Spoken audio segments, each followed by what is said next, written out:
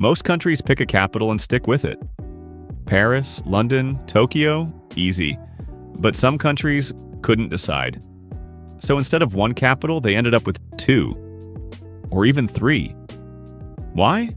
Sometimes it's history, sometimes politics, and sometimes pure stubbornness.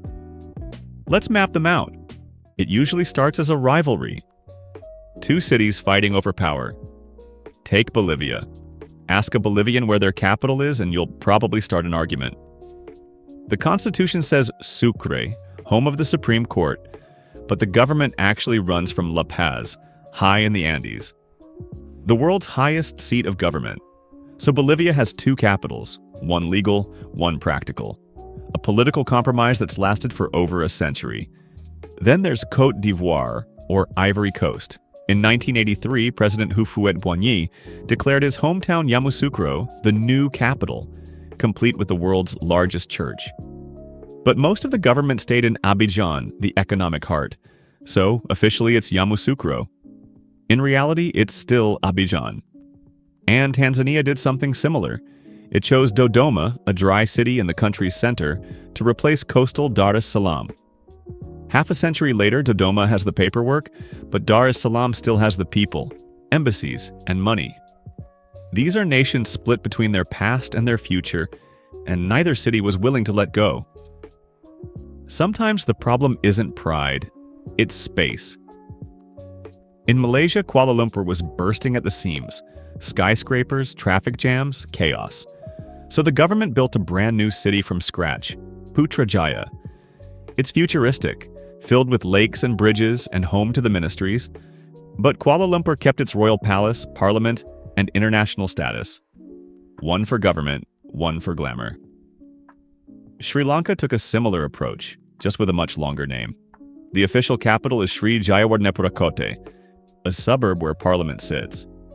But everyone, including the president, still works in Colombo. So even locals just say Colombo. And then there's Burundi.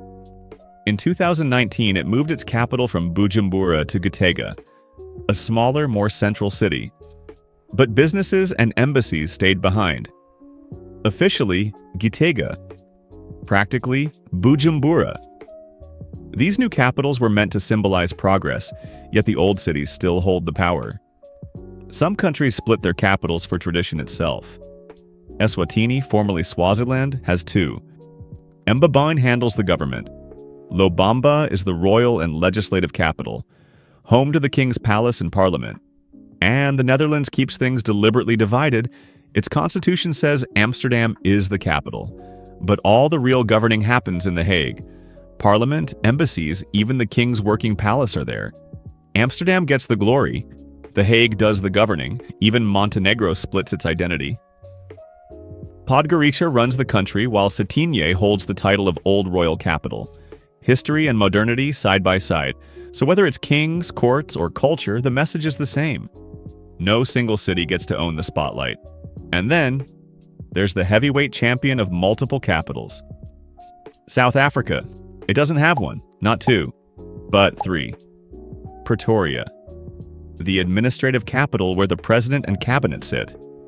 Cape Town, the legislative capital, where parliament meets. And Bloemfontein, the judicial capital, home of the top courts. Back in 1910, when South Africa became a union, its major cities were locked in a power struggle. Each wanted to be the capital, so they struck a deal and split it three ways. A fine if you can't agree, everyone gets a trophy kind of compromise. And somehow it's worked for more than a century, making South Africa the only country on earth with three official capitals. So why does this happen? It's almost always compromise. Between old and new, coast and inland, pride and practicality. Some splits are written into law, others just happen. But together they reveal something fascinating. That geography doesn't just shape politics. Sometimes politics reshapes geography. Thanks for watching Mapped Out. If you love strange borders, unusual flags, and geography that doesn't make sense, hit subscribe.